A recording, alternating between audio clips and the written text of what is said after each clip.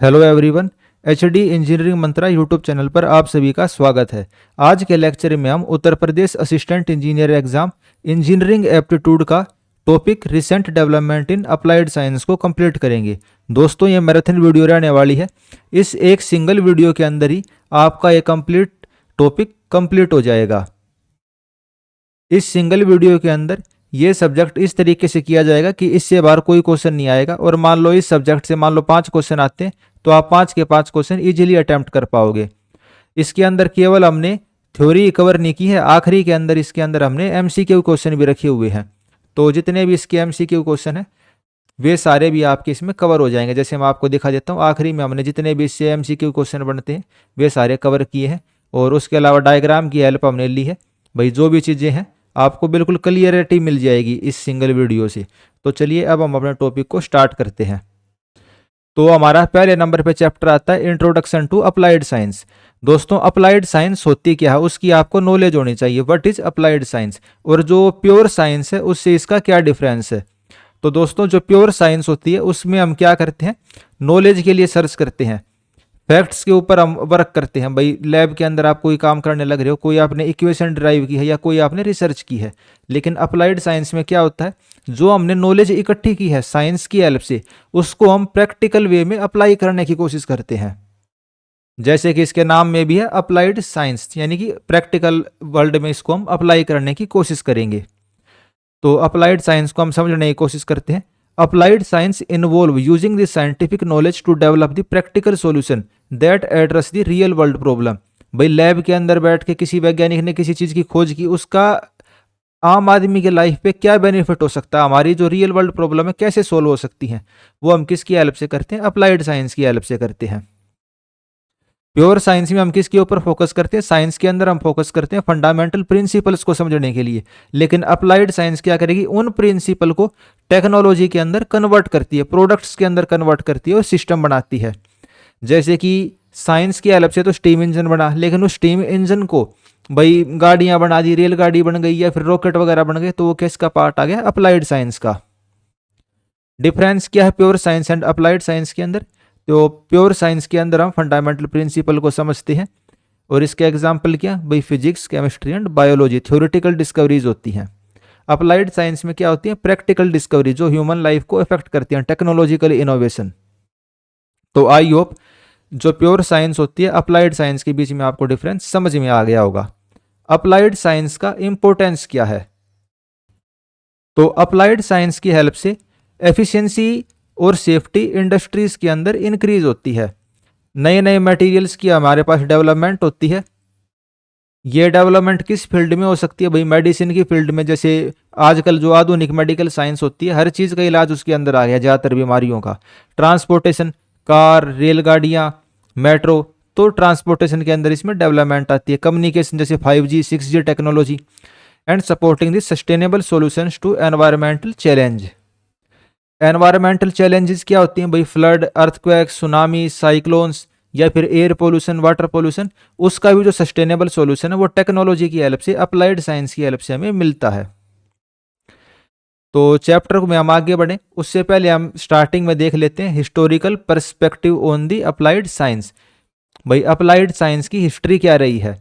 Scientific advancement have always driven the societal progress, some of the major milestone include. तो दोस्तों, जो society की as a human being हमारी progress हुई है उसमें सबसे ज़्यादा हेल्प किसकी रही है, साइंस की काफ़ी मेजर योगदान रहा उसके अंदर। तो क्या क्या साइंटिफिक डिस्कवरीज हुई हैं। तो एंशियंट इंजीनियरिंग के अंदर हम देखें तो जो इजिप्ट के पिरामिड हो गए, रोमन के एक्विडक्ट हो गए, तो उन्होंने किसकी एप्लीकेशन हमें देखने को मिलती है, फिजिक्स और इंजीनियरिंग की। भाई इजिप्ट के आपने पिरामिड देखे होंगे, रोमन एम्पायर के अंदर भाई जो एक्विडक्ट वाटर वाला जो सिस्टम है सारा का सारा, रोम वगैरह इटली वाला जो पार्ट है उसके अंदर। उसके बाद आर्किमिडीज प्रिंसिपल, तो जो फ्लूइड मैकेनिक्स की पूरी फाउंडेशन वो किसके ऊपर रखी गई है, आर्किमिडीज प्रिंसिपल के ऊपर। आर्किमिडीज प्रिंसिपल क्या होता है, बिल्कुल इजी क्वेश्चन है। इस क्वेश्चन का आंसर आप सभी बच्चे कमेंट बॉक्स में देंगे। फिर न्यूटन लॉ ऑफ मोशन, 17वीं सेंचुरी में न्यूटन ने हमें लॉज दिए, 3 लॉ, ठीक है, इनर्शिया का law, equal and opposite reaction वाले लॉ। तो उससे जो पूरी की पूरी फिजिक्स है वो रेवोल्यूशनलाइज हो गई, काफ़ी मेजर डेवलपमेंट थी वो। तो ये सभी जो हमने पढ़े ये क्या थे, ये एंशियंट साइंटिफिक डिस्कवरीज थी। उसके बाद इंडस्ट्रियल रेवोल्यूशन स्टार्ट हुआ 18 से 19 सेंचुरी के बीच में। तो उसके अंदर किस चीज़ का एवोल्यूशन हुआ भाई, स्टीम इंजन। जेम्स वॉट ने 1765 के अंदर स्टीम इंजन की डिस्कवरी की। डिस्कवरी नहीं कहेंगे इसको, हम इन्वेंशन कहेंगे। स्टीम इंजन का इन्वेंशन किया जेम्स वॉट ने 1765 में। तो स्टीम इंजन के आविष्कार से क्या हुआ भाई, रेलगाड़ियां बननी शुरू हो गई, जो गाड़ियां होती हैं वे बननी शुरू हो गई। तो जो ट्रांसपोर्टेशन है और जो मैन्युफैक्चरिंग का प्रोसेस है वो काफ़ी फास्ट हो गया और वेरी लार्ज स्केल पे हो गया। जो काम पहले 1000 लोग करते थे वो काम एक सिंगल पर्सन कर सकता था। फिर माइकल फेराडे ने 1831 में इलेक्ट्रिसिटी की खोज की, तो जिससे कि मॉडर्न इलेक्ट्रिकल इंजीनियरिंग की नींव पड़ी।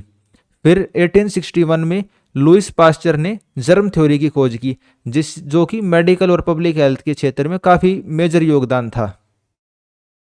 जो ये लुई पास्चर है, इनके ऊपर जो मिल्क का पास्चराइजेशन वाला प्रोसेस होता है, इन्हीं के नाम के ऊपर वो पड़ा हुआ है, इन्होंने उस चीज़ की खोज की थी।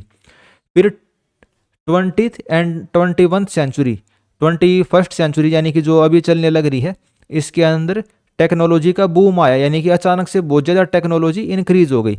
तो किस किस चीज़ की आविष्कार हुई, ट्रांजिशन का इन्वेंशन। 1947 में जो ट्रांजिस्टर होते हैं उनका इन्वेंशन हो गया, जिससे कि मॉडर्न इलेक्ट्रॉनिक्स की नींव पड़ी। मॉडर्न इलेक्ट्रॉनिक्स यानी कि जो भाई लैपटॉप हो गई, चिप्स हो गई, ठीक है, माइक्रो प्रोसेसर हो गई।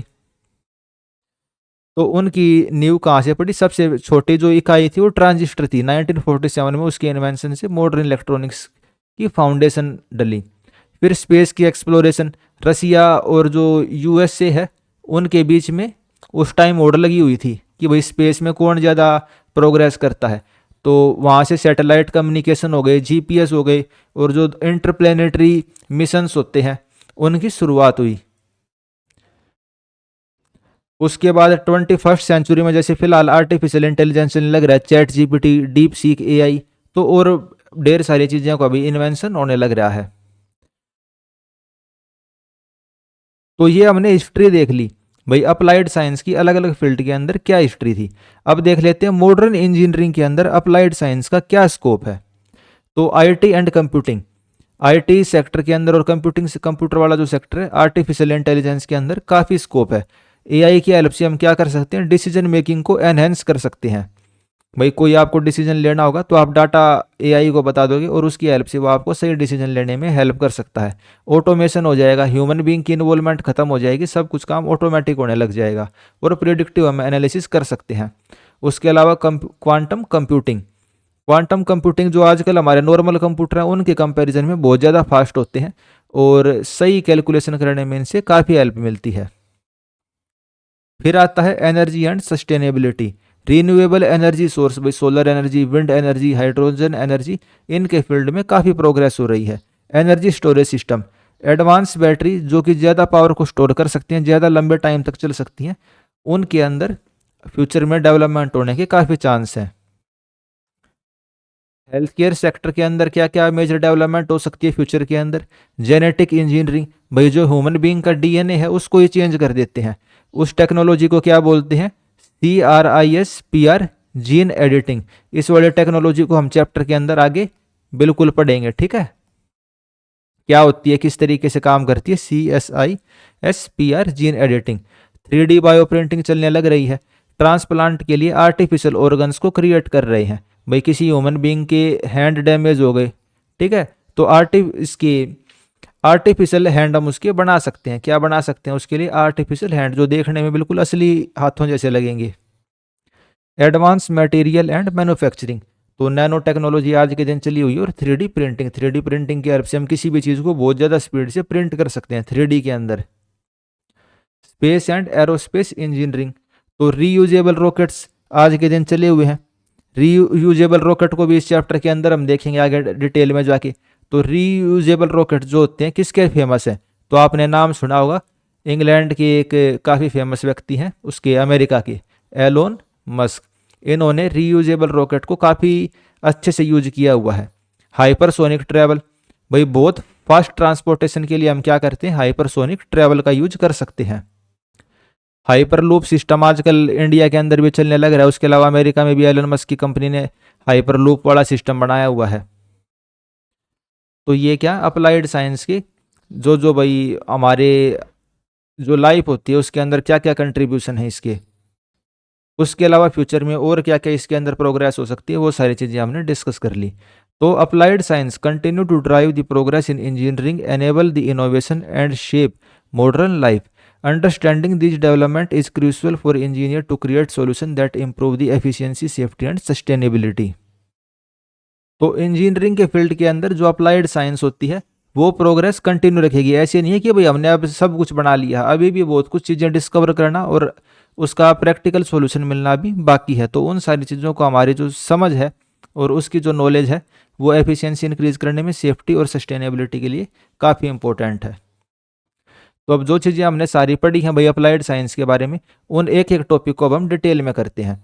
तो सबसे पहले हमारा टॉपिक है artificial intelligence and machine learning. Chapter number 1 कह सकते हैं, या भाई चैप्टर 2 में चैप्टर 1 में हमारा इंट्रोडक्शन हो गया। तो आर्टिफिशियल इंटेलिजेंस अलग चीज़ होती है, मशीन लर्निंग अलग चीज़ होती है। इनके बीच में डिफरेंस क्या है? What is the difference between artificial intelligence and machine learning? तो artificial intelligence is the simulation of the human intelligence in machine, enabling them to think, learn and make decision.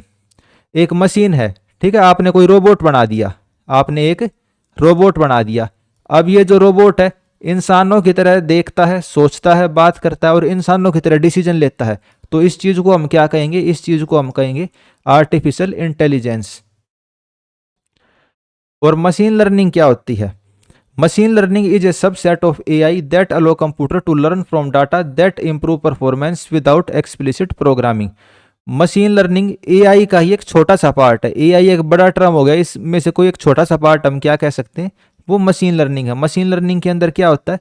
जैसे computer है, computer को आपने data दे दिया ढेर सारा, ठीक है, कि भाई जब ये वाले कंडीशन आए तो तुझे ये काम करना है, ये वाली कंडीशन आए तुझे ये काम करना है, ठीक है।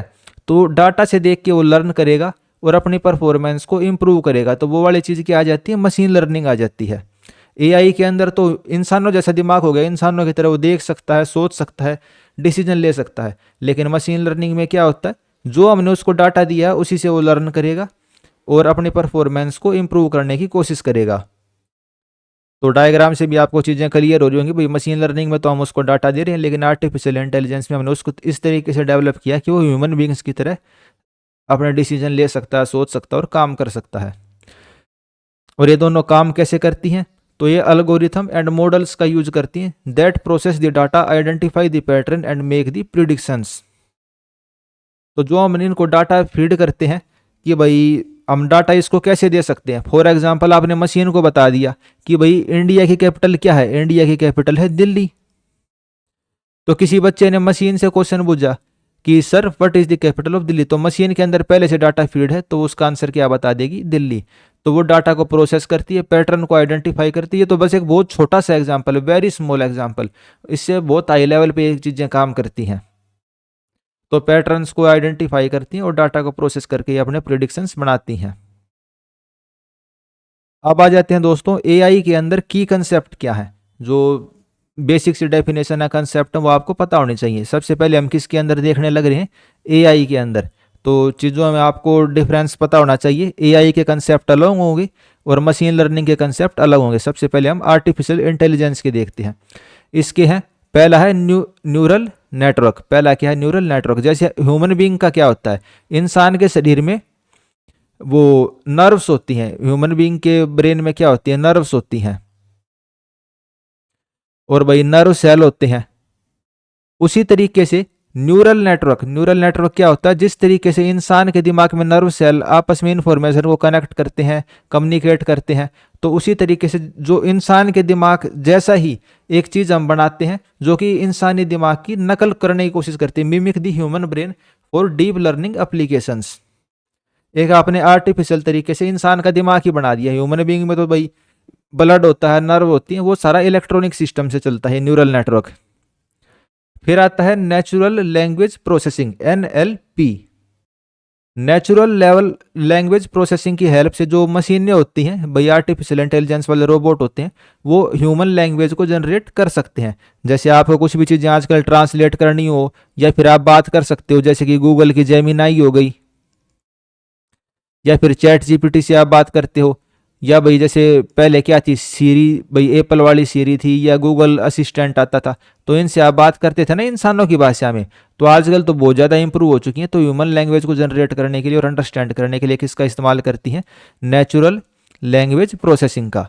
फिर आता है कंप्यूटर विजन, जैसे इंसान की आंखें होती हैं उसी तरीके से कंप्यूटर विजन होती है, तो मशीनों को विजुअलाइज जो डाटा होता है उसको देखने के लिए और प्रोसेस करने में ये हेल्प करती हैं। तो ये कंसेप्ट किसके थे, आर्टिफिशियल इंटेलिजेंस के। अब आ जाते हैं मशीन लर्निंग के कंसेप्ट पे। तो मशीन लर्निंग क्या होती है वो तो मैंने आपको बता दिया, लेकिन इसके कंसेप्ट क्या हैं। तो इसके अंदर बेसिकली 3 कंसेप्ट होते हैं। पहला होता है सुपरवाइज लर्निंग, दूसरा अनसुपरवाइज लर्निंग और तीसरा रीइंफोर्समेंट लर्निंग। आप कहोगे सर ये होते क्या है, ठीक है। तो पहला है सुपरवाइज लर्निंग, जैसे कि नाम से पता चलने लग रहा है, सुपरवाइज, कोई इसको सुपरवाइज करने लग रहा है। जो इसकी हम ट्रेनिंग करवाएंगे मशीन लर्निंग की, training the model on the labelled data. इस चीज का क्या मतलब हुआ, इस चीज का मतलब ये हुआ, सुपरवाइज लर्निंग के अंदर आप इसको डाटा दोगे, ठीक है, आपने मशीन को डाटा दिया, उससे आप कुछ काम करवाओगे, ठीक है, और उस काम का जो रिजल्ट होता है, ठीक है, रिजल्ट कह दो या भाई जो आउटपुट होता है, वो आपको पहले से पता रहता है, वो आपको पहले से पता रहता है। तो हमारा किसके अंदर आ गया, सुपरवाइज लर्निंग के अंदर। ये कुछ इस तरीके से है कि भाई कोई छोटा बच्चा है, उससे आपने पूछा कि भाई इंडिया की कैपिटल क्या है, तो उसने बता दिया जी इंडिया की कैपिटल क्या है, जयपुर है। छोटे बच्चे को क्या पता, ठीक है। लेकिन आप क्या हो, आप उसके सुपरवाइजर हो, आपको तो आंसर पहले से पता है ना कि भारत की, इंडिया की कैपिटल दिल्ली है। तो ये मॉडल कौन सा हो गया, सुपरवाइज लर्निंग का। दूसरा होता है अनसुपरवाइज लर्निंग। इसके अंदर जो डाटा होता है उसका भाई जो आउटपुट होता है पहले से हमें भी नहीं पता रहता, कंप्यूटर अपने आप आइडेंटिफाई करता है पैटर्न को अनलेबल्ड डाटा के अंदर। तो सुपरवाइज लर्निंग के अंदर भाई पहले हमने उसको सिखा दिया, ऐसा डाटा दे दिया जो कि लेबल्ड था। फॉर एग्जाम्पल भाई ये है रेड कलर का एक बक्सा है, ठीक है, पहले से आपको पता है कि ये बक्सा रेड कलर का है और कंप्यूटर को आपने बताया कि ये बक्सा रेड कलर का है। तो ये हो गई सुपरवाइज लर्निंग। अनसुपरवाइज लर्निंग में क्या हो गई, भाई किसी कस्टमर ने आके इस कलर का कोई बक्सा डाल दिया, कंप्यूटर अपने आप देख के पहचानने की कोशिश करेगा, भाई हमने नहीं बताया उसको किस रंग का बक्सा है। तीसरी होती है रीइंफोर्समेंट लर्निंग। इसके अंदर क्या होता है, इसके अंदर मशीन को हम रिवॉर्ड देते हैं, अगर उसने सही काम दिया तो भाई उसको हम रिवॉर्ड दे सकते हैं कि भाई इसने अच्छा काम किया। Training model using reward based learning. जैसे भाई जानवरों को ट्रेन करते हैं, कुत्ते बिल्लियों को, तो वो वाला तरीका हो गया ये रीइंफोर्समेंट लर्निंग वाला। एग्जाम्पल क्या है इसका, सेल्फ ड्राइविंग कार्स। तो बेसिक आपको समझ होनी चाहिए ये चीज़ें क्या होती हैं, ज़्यादा हमें इसमें पीएचडी नहीं करनी है, engineering aptitude point of view से करेंगे, क्योंकि सिविल इलेक्ट्रिकल मैकेनिकल सभी ब्रांच के बच्चे एग्जाम को देंगे। तो जो चीज़ें आपको पता होनी चाहिए थी केवल हम उतनी ही कर रहे हैं। जितना आपको पढ़ना चाहिए उससे हम 21 पढ़ेंगे, 19 नहीं पढ़ेंगे, ठीक है। तो आपको इस चीज़ की चिंता नहीं करनी, कोई ये चीज़ हमारी छूट तो नहीं रही है। आर्टिफिशियल इंटेलिजेंस और मशीन लर्निंग की एप्लीकेशंस क्या हैं। तो हेल्थ केयर के सेक्टर में इनकी एप्लीकेशन देखते हैं। सबसे पहले medical diagnosis. Artificial intelligence based model आ रखे हैं जो मेडिकल इमेज को देख के ये बता सकते हैं कि कौन सी बीमारी है, ठीक है। आपने अपना एमआरआई करवाया, सीटी स्कैन करवाया, अल्ट्रासाउंड करवाया, उसकी फोटो आप रोबोट को, मशीन को दे दो कि वो बता देगी कि इसमें तो इस वाले ऑर्गन में ये दिक्कत है। ड्रग डिस्कवरी, जो नई बीमारी होती हैं उनकी जो मेडिसिन हो गई या फिर न्यू मेडिसिन की जो खोज करनी होती है, उसमें मशीन लर्निंग काफ़ी हेल्प कर सकती है डॉक्टर्स की।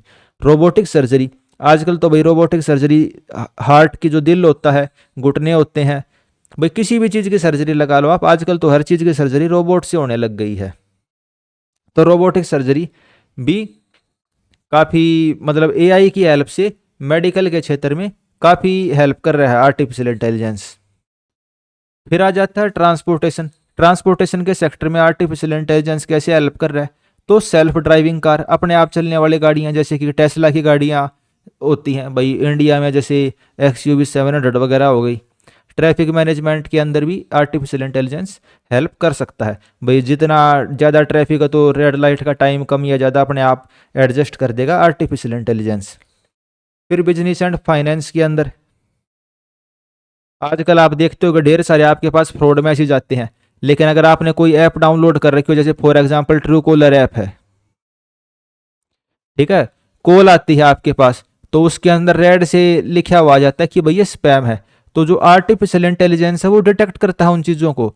भाई उस जैसे ट्रू कॉलर ऐप है, इसके पास डाटा है सभी यूजर्स का, भाई 10 करोड़ यूजर का, और भाई किसी बंदे ने कॉल करी, कोई भी उस कॉल को उठा नहीं रहा, लोगों ने उसको रिपोर्ट कर दिया, तो उसको क्या करेगा, रेड के अंदर स्पैम मार्क कर देगा।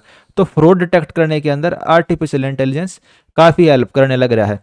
स्टॉक मार्केट की प्रिडिक्शन भी आर्टिफिशियल इंटेलिजेंस की हेल्प से हम कर सकते हैं। जो भाई पीछे वाले ट्रेंड थे या फिर भाई स्टॉक मार्केट के अंदर जो भी बेसिक चीज़ें होती हैं वो हम आर्टिफिशियल इंटेलिजेंस को समझा देंगे, और आगे की जो प्रिडिक्शन है वो फिर अपने आप करता रहेगा। उसके बाद दोस्तों आता है recent development in artificial intelligence and machine learning. आजकल क्या क्या इसके अंदर नए डेवलपमेंट होने लग रहे हैं। तो जो जीपीटी मॉडल हैं वे इसके अंदर आने लग रहे हैं। ये जीपीटी मॉडल्स कौन कौन से हैं, जैसे कि एक तो जो ज़्यादा फेमस है उनका नाम मैं बता देता हूँ, चैट जीपीटी हो गया, ठीक है। इसका मालिक कौन है, ओपन एआई ने बनाया है। इसको किसने बनाया है, ओपन एआई ने, सैम अल्टमैन इसके सीईओ हैं। गूगल का जेमिनाई हो गया। उसके बाद चाइना ने डीप सीक बनाया है। उसके अलावा इंडिया ने कोई एआई बनाया हो तो उसका नाम आप कमेंट के अंदर लिख सकते हैं, ठीक है। आप बताना इंडिया का एआई मॉडल कौन सा, अगर कोई है तो आप बता सकते हैं। उसके अलावा रोबोटिक्स के क्षेत्र में भी आर्टिफिशियल इंटेलिजेंस ने काफ़ी प्रोग्रेस कर ली है।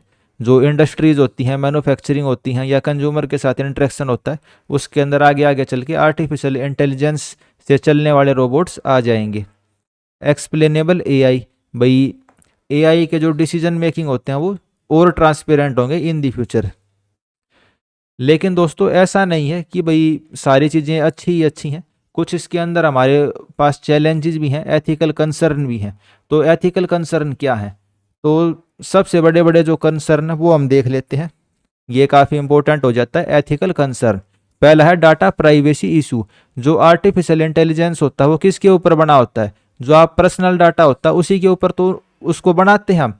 जो भाई गूगल के पास, फेसबुक के पास, यूट्यूब के पास या और ऐप के पास आपका जो डाटा होता है उसकी हेल्प से भी आर्टिफिशियल इंटेलिजेंस को क्रिएट करते हैं। तो डाटा प्राइवेसी का एक इशू होता है। आप आर्टिफिशियल इंटेलिजेंस से कोई ऐसा सवाल पूछने लग रहे हो और उसकी हेल्प से वो किसी चीज़ ऐसी चीज़ क्रिएट करने लग रहा है, वो तो इंटरनेट पे चली गई, आपने उससे जो क्वेश्चन पूछा वो चीज़, तो प्राइवेसी का एक बड़ा इशू है। फिर आता है बायस इन एआई। तो जो एआई एल्गोरिथम होता है वो बायस डाटा भी दे सकता है हमें। बायस डाटा कैसे हो सकता है, इंडिया के कंटेस्ट में हम बात नहीं करेंगे, हम कर लेते हैं यूएसए के हिसाब से, भाई वाइट एंड नॉन वाइट, ठीक है। वहां पे पॉलिटिक्स भी इसके ऊपर चलती है, भाई कौन गोरा है कौन काला है, ठीक है। तो वहां पे एक जो बायस होता है वो आर्टिफिशियल इंटेलिजेंस के अंदर भी देखने को मिल सकता है, क्योंकि जिस इंजीनियर ने उसको बनाया होगा उसके अंदर अगर वो बायस होगा तो एआई के अंदर भी दिख जाएगा। और वो तो लोगों के डाटा से अपने आप को ट्रेन करता है। अगर लोगों के अंदर भी बायसनेस है, भाई पक्षपात करते हैं लोग, तो आर्टिफिशियल इंटेलिजेंस भी उसी तरीके से ट्रेन हो सकता है। उसके अलावा एक बहुत बड़ा कंसर्न है जॉब डिस्प्लेसमेंट का। अगर भाई सारे काम ऑटोमेशन से होने लग गए, सब कुछ रोबोट करने लग गए, आर्टिफिशियल इंटेलिजेंस करने लग गया, तो जो लोगों की जॉब्स हैं उनका क्या होगा। तो ये सारे कंसर्न है। बाकी जैसे जॉब की देखें तो जैसे पहले भाई स्टीम इंजन का आविष्कार नहीं हुआ था, उससे पहले जो काम 1000 आदमी करते थे, मशीन बनने के बाद वो काम एक आदमी करने लग गया।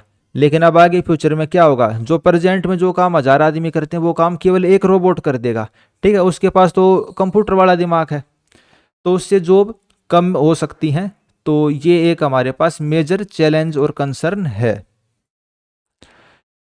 तो अब हम अपने नेक्स्ट चैप्टर के ऊपर आते हैं, नैनो टेक्नोलॉजी। नैनो टेक्नोलॉजी क्या होती है, nano technology involve the manipulating matter at the nano scale 1:100 nanometer to create the material with enhance property. Nano technology क्या होता है बहुत छोटे साइज के पार्टिकल, 1 से 100 नैनोमीटर साइज के पार्टिकल की हेल्प से हम ऐसे मटेरियल का निर्माण करवाएंगे जिसकी प्रॉपर्टी एनहेंस होती है। यानी उसके अंदर जो जो हमें डिजायर्ड प्रॉपर्टी चाहिए वे सभी होती हैं। इसकी एप्लीकेशन कहाँ होती है, मेडिसिन में होती है, भाई जिस चीज़ की मेडिसिन हमें चाहिए उस चीज़ को बनाने के लिए। इलेक्ट्रॉनिक्स में जैसे चिप वगैरह बनती हैं आपकी, एनर्जी के क्षेत्र में, और मटेरियल साइंस के अंदर।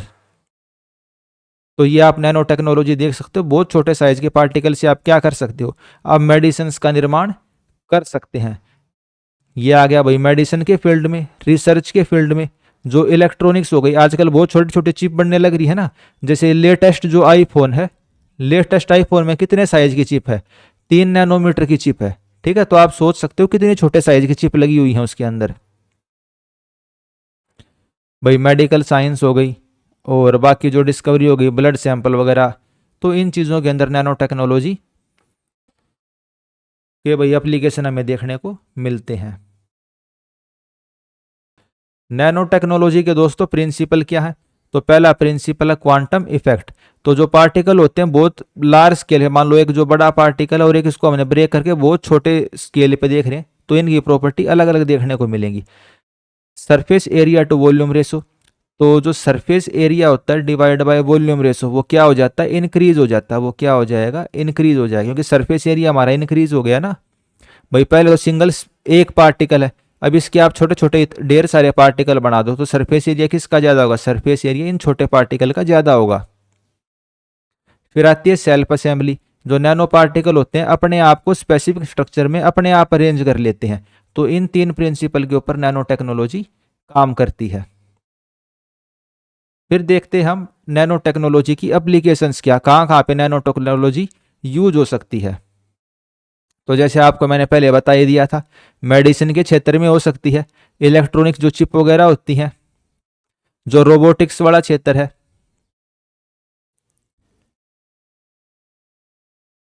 जो ह्यूमन ऑर्गन्स होते हैं उनको बनाने के लिए भाई आर्टिफिशियल हैंड बनाने हैं, आर्टिफिशियल आईज बनानी है, उन उस क्षेत्र के अंदर।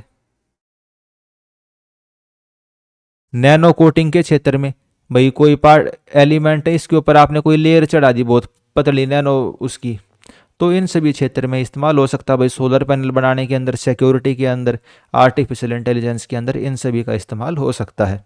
तो एक एक करके हम इन सभी को देख लेते हैं।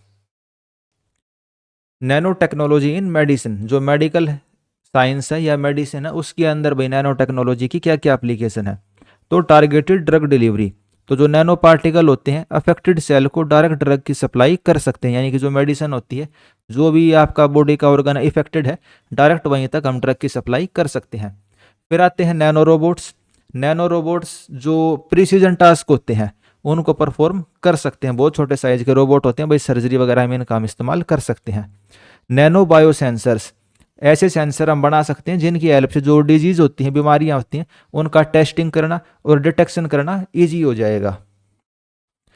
फिर आता है नैनो टेक्नोलॉजी इन इलेक्ट्रॉनिक्स। अब इलेक्ट्रॉनिक्स का तो आपको पता ही है भाई, जैसे आजकल ये चिप वगैरह बनती हैं, फ़ोन वगैरह के अंदर कितने एडवांस लेवल के फ़ोन आ गए। ठीक है, 5G टेक्नोलॉजी हमारे पास आ गई है, आगे चल के 6G टेक्नोलॉजी आ जाएगी थोड़े बहुत दिन में। Quantum dots use in the high resolution display, जो भी डिस्प्ले होते हैं पहले HD रेजोल्यूशन के भी नहीं आते थे, फिर HD के आए, फुल HD के आए, फिर एमोलेड डिस्प्ले। तो जो डिस्प्ले है उसका रेजोल्यूशन भी धीरे धीरे इंक्रीज होता जा रहा है, तो वो किसकी हेल्प से हो रहा है, नैनो टेक्नोलॉजी की हेल्प से ही होने लग रहा है। Nano technology in energy, energy के फील्ड में क्या एप्लीकेशन है नैनो टेक्नोलॉजी की, तो सोलर पैनल। तो नैनो टेक्नोलॉजी की हेल्प से हम ऐसे सोलर पैनल बना सकते हैं जो ज़्यादा से ज़्यादा सनलाइट को एब्जॉर्ब करेंगे। ऐसी हम बैटरी बना सकते हैं, नैनो बैटरीज, जिनकी बैटरी लाइफ ज़्यादा होगी और जो चार्ज ज़्यादा जल्दी होंगे। तो इसका एग्जांपल आप अपने फ़ोन से ही देख सकते हो, पहले फ़ोन को चार्ज करने में 2 से 3 घंटे लग जाते थे, अब क्या होता है फ़ोन 20 से 25 मिनट में चार्ज हो जाता है। तो ये सब किसका एप्लीकेशन है, नैनो टेक्नोलॉजी इन एनर्जी। तो अप्लाइड साइंस हम सब्जेक्ट पढ़ रहे हैं, यानी कि आपकी जो डेली की लाइफ है, अप्लाइड लाइफ है, प्रैक्टिकल लाइफ है, उसमें इन सभी चीज़ों का यूज होने लग रहा है। रिसेंट डेवलपमेंट क्या है नैनो टेक्नोलॉजी के अंदर, ग्रेफीन बेस मटेरियल। तो ऐसे मटेरियल आने लग रहे हैं, ग्रेफीन जिसके अंदर कंटेंट होता है, जो स्ट्रॉन्ग होते हैं, लाइट वेट होते हैं और हाईली कंडक्टिव होते हैं। सेल्फ क्लीनिंग सरफेस, ऐसे सरफेस जो अपने आप साफ हो जाते हैं, धूल मिट्टी उनके ऊपर टिकती ही नहीं है। Nano particle based cancer treatment, जो कैंसर की ट्रीटमेंट होती है मेडिकल साइंस के अंदर, तो नैनो टेक्नोलॉजी की हेल्प से हम जो ट्यूमर होता है कैंसर का, उसको डिटेक्ट करके ख़त्म कर सकते हैं। तो ये तो हमने दोस्तों डेवलपमेंट देख ली, लेकिन इसके साथ कुछ हमारे रिस्क भी हैं और एथिकल कंसर्न भी है। तो रिस्क क्या है, तो हेल्थ हैजार्ड, जो नैनो पार्टिकल होते हैं वो टॉक्सिक भी हो सकते हैं अगर हम उनको कंज्यूम कर लें तो। नैनो पार्टिकल का साइज तो बहुत छोटा होता है, तो डायरेक्ट वे जैसे भाई फ़ोन की बैटरी वगैरह हो गई या चिप वगैरह हो गई, तो उनका जो कंजप्शन है वो हमारे लिए हार्मफुल हो सकता है, टॉक्सिक हो सकता है। एनवायरमेंटल इम्पैक्ट है, भाई ये जो हमारा एटमॉस्फेयर है, इकोसिस्टम है, उसके अंदर इनका एक्यूमुलेशन इंक्रीज होता जा रहा है। जैसे अगर हम इंडिया के अंदर भी देखें तो कम से कम 100 करोड़ लोगों के पास अपने मोबाइल फ़ोन होंगे। हर 2-3 साल में मोबाइल फ़ोन चेंज हो जाता है। तो आप अंदाज़ा लगा सकते हो कि इससे क्या हुआ, एक साल में 30-40 करोड़ मोबाइल फ़ोन वेस्ट होते हैं, डंप होते हैं। तो हमारे एनवायरनमेंट को किस तरीके से इफेक्ट करते होंगे। उसके बाद प्राइवेसी कंसर्न भी है, भाई जो नैनो सेंसर है उससे हम सर्विलेंस भी कर सकते हैं और डाटा का मिसयूज भी करा जा सकता है। भाई जो टेक्नोलॉजी है, सर्विलेंस यानी कि जासूसी करी जा सकती है, तो इससे प्राइवेसी के कंसर्न भी इंक्रीज होते हैं। तो दोस्तों नैनो टेक्नोलॉजी चैप्टर के अंदर आपको इतनी चीज़ें पढ़नी थी, इससे बार आपका यूपीएससी एग्जाम में कुछ नहीं आएगा। अगला चैप्टर हमारा आ जाता है biotechnology and health care innovation. तो बायोटेक्नोलॉजी होती क्या है, तो biotechnology is a field of applied science that utilize the biological systems, organisms और their derivative to develop the technology and product that improve the human life. Biotechnology science का एक ऐसा field है जो कि टेक्नोलॉजी की हेल्प से human life को इम्प्रूव करने की कोशिश करती है। इसके अंदर क्या क्या चीज़ें आती हैं, इसके अंदर दोस्तों मेडिसिन आती हैं, agriculture, environmental science and industry production. तो मेन तो इसके अंदर मेडिसिन वाला ही फील्ड है। तो टेक्नोलॉजी की हेल्प से जो आपकी रिपोर्ट होती है, जैसे क्या होता है आज सुबह आपने टेस्ट करवाया और जो टेस्ट की रिपोर्ट होती है मोबाइल फ़ोन के ऊपर ही मिल जाती है आपको, आपके डॉक्टर के पास भी अपने आप पहुंच जाती है। जो मेडिसिन होती हैं, मेडिसिन भैया आप गूगल सर्च कर लेते हो, वैसे तो वो चीज़ गलत है, लेकिन फिर भी आप अपनी जो टेस्ट रिपोर्ट है वो आर्टिफिशियल इंटेलिजेंस जो रोबोट वगैरह है उसको दिखा के जो मेडिसिन होती हैं वो ले सकते हो। जो ट्रीटमेंट हो गई सर्जरी वगैरह के अंदर भी इसका काफ़ी एप्लीकेशन है, भाई ऐसी ऐसी टेक्नोलॉजी, ऐसी ऐसी मशीन्स बन गई हैं जिसने सर्जरी को और जो ट्रीटमेंट होती है उसको क्या कर दिया है, काफ़ी ईजी कर दिया है। जो चीज़ पहले भाई जो सर्जरी 10 घंटे में होती थी वो अब क्या होती है 3-4 घंटे में डॉक्टर टेक्नोलॉजी की हेल्प से उसको कर देता है। टेस्टिंग में आसानी हो गई है।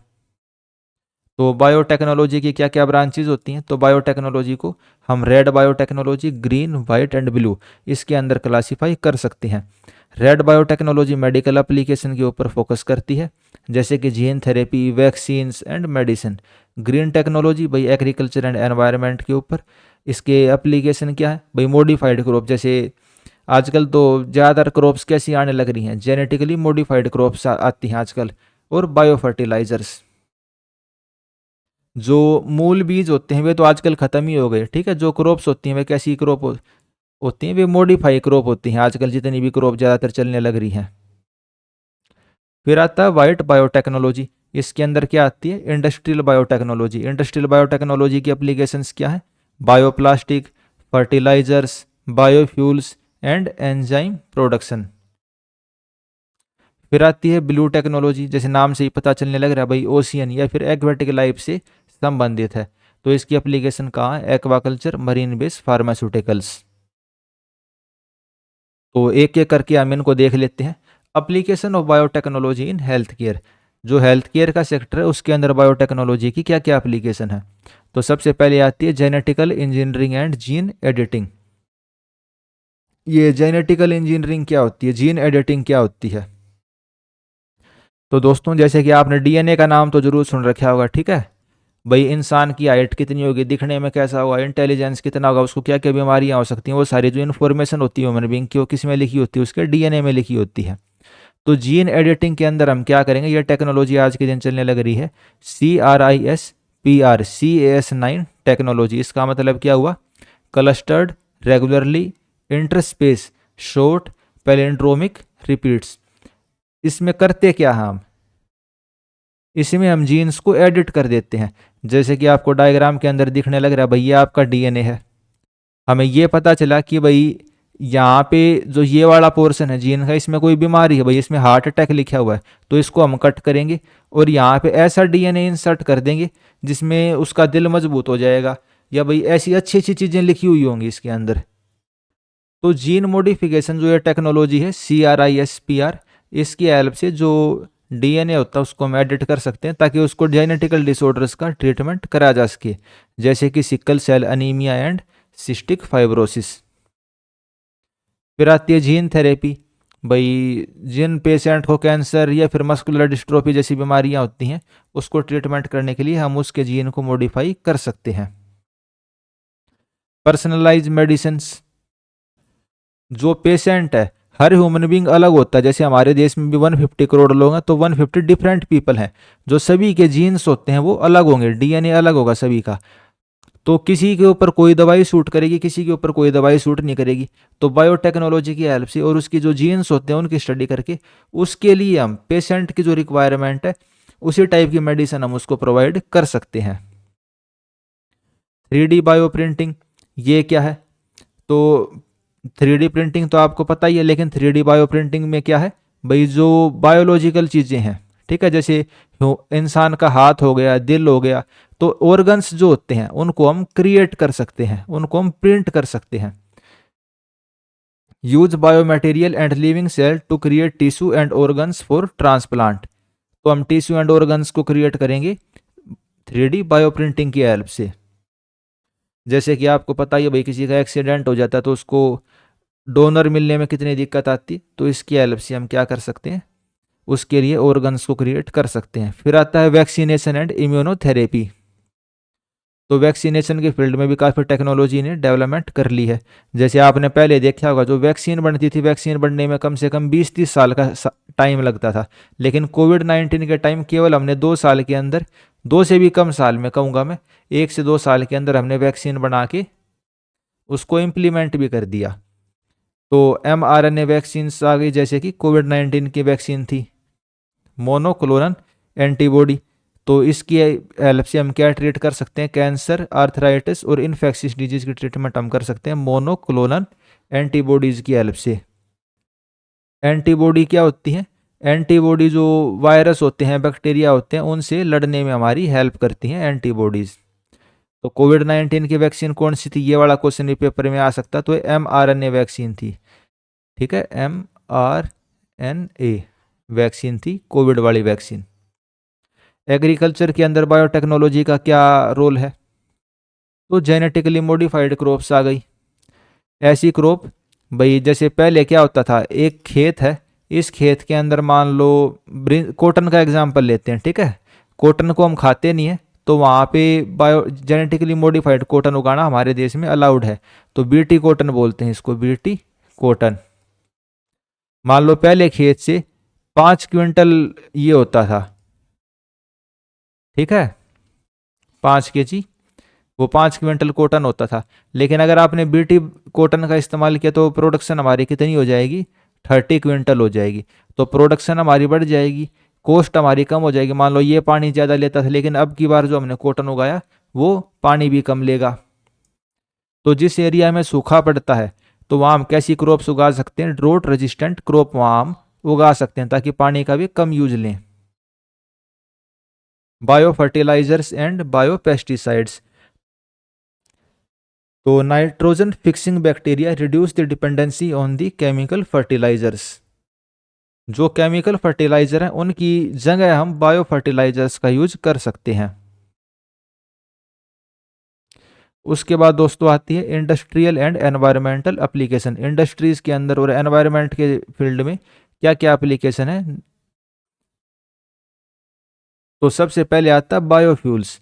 Ethanol and biodiesel derived from the plant reduce the dependence on the fossil fuels. तो जैसे आजकल आप देखने लग रहे होगे भाई, पेट्रोल के अंदर कम से कम 5 से 10% तो इथेनॉल मिला हुआ आता है, ठीक है। तो इथेनॉल एंड बायोडीजल, जो फ्यूजल फ्यूल की ऊपर जो हमारी डिपेंडेंसी है उसको हम कम कर सकते हैं। अलगी बेस्ड बायोफ्यूल, जो अलगी होती है उससे भी हम बायोफ्यूल्स को क्रिएट कर सकते हैं। बायोडिग्रेडेबल प्लास्टिक का हम निर्माण कर सकते हैं, भाई ऐसा प्लास्टिक जो कि नेचुरली फुल्ली डिकम्पोज हो जाए, उसकी वजह से पोल्यूशन हमारा कम हो सकता है। वेस्ट मैनेजमेंट,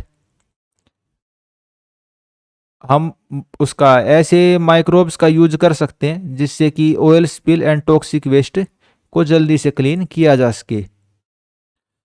फिर आते हैं दोस्तों हमारे पास recent development in the biotechnology. Biotechnology के फील्ड के अंदर हाल फिलहाल में क्या क्या डेवलपमेंट हुई है। तो ऑर्गेनोइड्स, तो जैसे कि मैंने आपको बताया था लैब के अंदर आर्टिफिशियल तरीके से हम ऑर्गन को डेवलप कर सकते हैं। जैसे इंसान का दिल हो गया, लीवर हो गया, आइज हो गई, उनको हम लैब के अंदर ही डेवलप कर सकते हैं और ड्रग टेस्टिंग वगैरह के लिए हम उसका इस्तेमाल करा जा सकता है। लैब ग्रोन मीट, भाई ऐसा मीट जिसके लिए हमें जानवरों को ना मारना पड़े, तो लैब के अंदर ही आर्टिफिशियल मीट का हम निर्माण कर सकते हैं। Synthetic biology, creating the artificial biological system for various application, भाई आप आर्टिफिशियल बायोलॉजिकल सिस्टम बना सकते हैं। जैसे कि भाई आर्टिफिशियल आपने दिल बना लिया, हैंड्स बना लिए, इस तरीके से।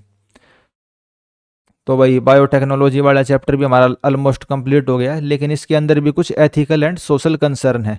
एथिकल कंसर्न क्या है इसके अंदर, तो जेनेटिक मैनिपुलेशन रिस्क, जो भाई अमीर आदमी है वो इस तरीके से जेनेटिक्स अपने मॉडिफाई करवा सकता है सारे जीन्स कि भाई उसके बच्चे तो मतलब बहुत इंटेलिजेंट, बहुत अच्छे पैदा होंगे। उसके अलावा कुछ म्यूटेशंस भी देखने को मिल सकती हैं। भाई टेक्नोलॉजी कोई भी फुल प्रूफ तो है नहीं, कुछ ऐसा चेंज हो गया, ऐसा म्यूटेशन हो गया कि भाई सभी इंसानों को वो खत्म भी कर सकता है। बायोपायरेसी का खतरा है, जो जेनेटिक रिसोर्स हैं वे चोरी हो सकते हैं। प्राइवेसी कंसर्न इन जीनोमिक्स, तो जो जेनेटिक डिस्क्रिमिनेशन किया जा सकता है इंश्योरेंस कंपनी या एम्प्लॉयर के द्वारा।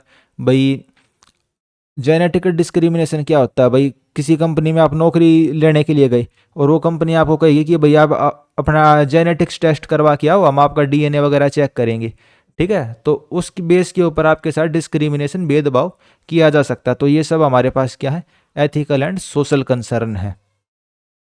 तो आई होप बायोटेक्नोलॉजी जो भी ये चैप्टर के अंदर चीज़ें करी हमने, आपको सारी अच्छे से समझ में आ गई होंगी। फिर दोस्तों नेक्स्ट चैप्टर हमारे पास आता है renewable energy and sustainability. Renewable energy क्या होती है, भाई एनर्जी के ऐसे सोर्स जिसको हम बार बार यूज कर सकते हैं और फिर भी वे ख़त्म नहीं होंगे। इसके एग्जाम्पल क्या है, भाई जैसे कि सनलाइट हो गई, विंड एनर्जी हो गई, ठीक है, सोलर एनर्जी हो गई, जियो थर्मल एनर्जी हो गई। तो ये सब हमारे पास क्या सोर्स हैं, ये रीन्यूएबल एनर्जी हैं। कितना भी हम इनको यूज कर सकते हैं, ये कभी भी ख़त्म नहीं होंगी। तो renewable energy is derived from the naturally replenishing source such as the sunlight, wind, water and biomass. ऐसे इसके सोर्स होते हैं जो कभी भी खत्म नहीं होंगे, अपने आप दोबारा रिप्लेनिश हो जाते हैं, ठीक है। जैसे कि सनलाइट आपको पता है, विंड आपको पता है यानी कि हवा, वाटर एंड बायोमास ये आपको याद रखना है। विंड एंड बायोमास किस में आएंगे, रिन्यूएबल एनर्जी में। ये कभी भी खत्म नहीं होते, अपने आप जनरेट होते रहते हैं। फॉसिल फ्यूल्स क्या होते हैं, जैसे कोयला, पेट्रोलियम, ये क्या होते हैं, ये खत्म हो जाते हैं। फॉसिल फ्यूल्स क्या होते हैं, खत्म हो जाते हैं। लेकिन जो रिन्यूएबल एनर्जी है वो एनवायरमेंटल फ्रेंडली है और सस्टेनेबल, यानी कभी भी ये खत्म नहीं होगी। रिन्यूएबल एनर्जी की इंपॉर्टेंस क्या है, तो ग्रीन हाउस गैसेज का एमिशन नहीं होगा। भाई कोयले से तो प्रदूषण होता है, लेकिन ग्रीन एनर्जी से कोई भी प्रदूषण नहीं होगा।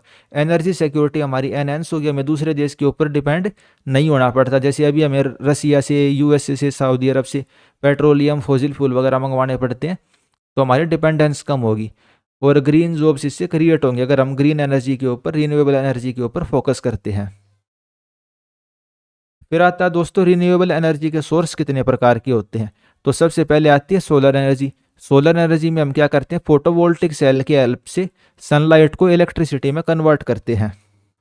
तो जो ग्रीन एनर्जी वाला चैप्टर है उसके अंदर भी आपने फोटोवोल्टिक सेल को पढ़ा होगा, ठीक है। तो इसको आप याद रखना, इनकी हेल्प से हम सनलाइट को एनर्जी में कन्वर्ट करते हैं। सोलर थर्मल पावर प्लांट, तो भाई मिरर्स को एक जगह फोकस करके आप हीट को जनरेट करेंगे और उसकी हेल्प से हम इलेक्ट्रिसिटी डेवलप कर सकते हैं।